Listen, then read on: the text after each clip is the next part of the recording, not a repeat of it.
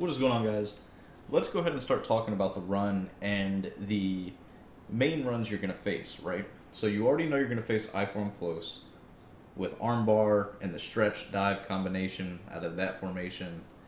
It's extremely overpowered. That's why you see a lot of people running it. Um, it's won almost all of the tournaments so far.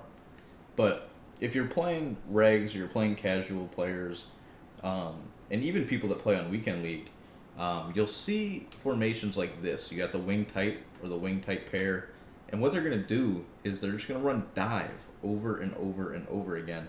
And dive is extremely effective out of these type of formations. So I wanted to go ahead. I wanted to show you how to completely bag eye close, which I think you really need to know.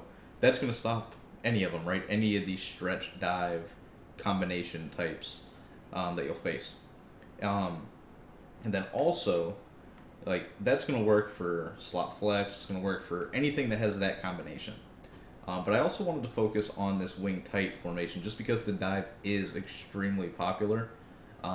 And to be honest, really difficult to stop if you don't know how to stop it. So, with that being said, let's go ahead and get into it. I'm going to stop. I'm going to talk about this wing tight formation first. Then we'll move into eye close, and then we'll break down how to stop shotgun runs. So, first thing you're going to see is this wing tight dive. And you also will have the stretch, obviously, the stretch alert, dive. You have zone and duo. Honestly, most people don't run them. You'll see this dive heavy, though. So we're going to come out in that. Now, the play you want to use, and you kind of have to know your opponent's play style, right? So say they come out and they have a left-handed quarterback, right? Mutt is very popular, and Steve Young is very popular within Mutt. Well, he's also left-handed, so most people running with Young are going to want to run the dive to the left because it's just going to be a quicker handoff. It's been something that's been in the game for a couple years now. I figure most of you guys know. If you don't, there it is, right? So typically you want to run the dive to the hand of your quarterback. So like Kurt Warner's a right-handed quarterback. You want to run the dive to the right. Vic and Young, those type players, left-handed, run the dive to the left. And I mention that because on this play, cover 3 buck buzz, that's going to be the play that I use to stop the dive. The blitzing linebacker, the blitzing middle linebacker, you want to be on the side of the quarterback's strong hand, right? And the reason for that is because that linebacker is going to come in free, but you obviously don't want him coming free on the opposite side of the run. So this scenario, Dak is a right-handed quarterback, so we're going to flip the play, and we'll be running the dive to the right. So the setup is very simple. You're going to pinch your linebackers. You're going to take this middle linebacker that is in the hook zone, put him into a spy. Now what this does is it kind of glitches out the offensive line, and it makes it to where, in this scenario, Jalen Smith, our middle linebacker, will shoot that A-gap, which means our responsibility with the free safety is to kind of loop back over here to the left and make sure they don't have any chance of breaking containment this direction. The dive to the right is going to be bagged. So you'll see right here, you can run the dive. Jalen comes in free. I shoot through the left-hand side, and we hit Zeke in the backfield. So I'm just going to run this a couple more times just to show you. It's very simple, very easy setup. Boom. This time, Jalen shot the gap, was actually held up by the guard. I shot free on the left-hand side, and we got some sheds.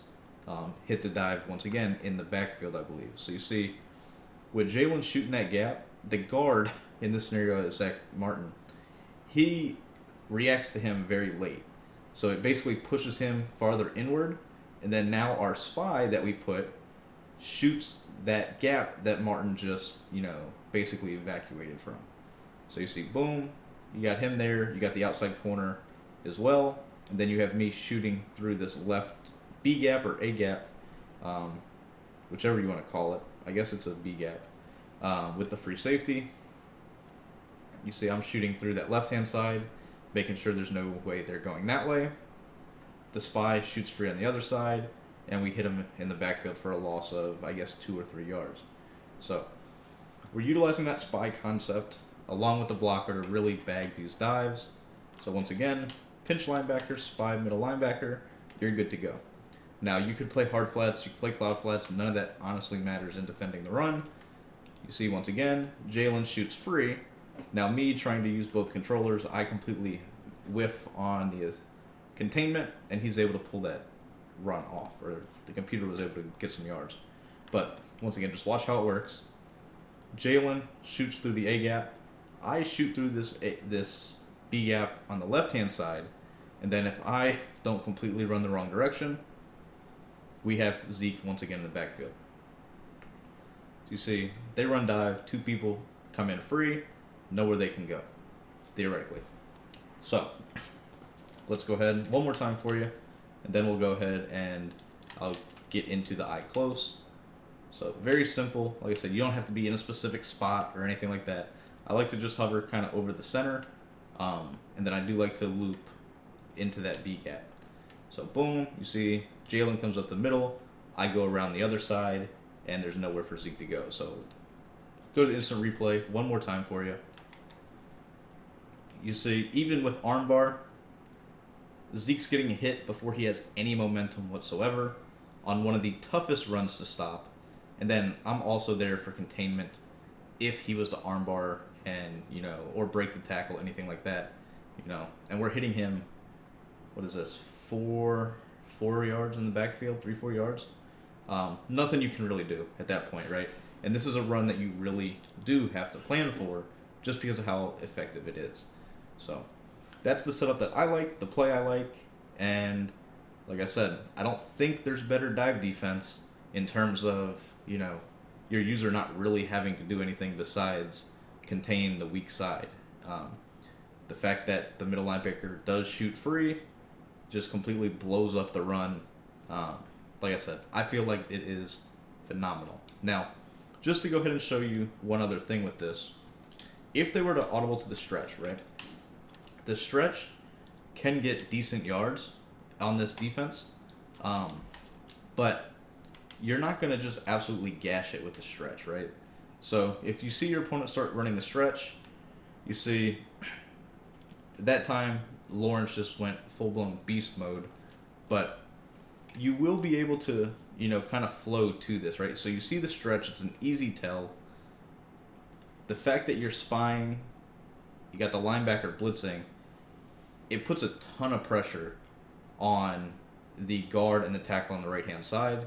And then as you can see, even if he doesn't blow that up in the backfield and, make the tackle, I'm able to flow right underneath the tight ends to where he's not going anywhere. He may be able to gain a yard or two.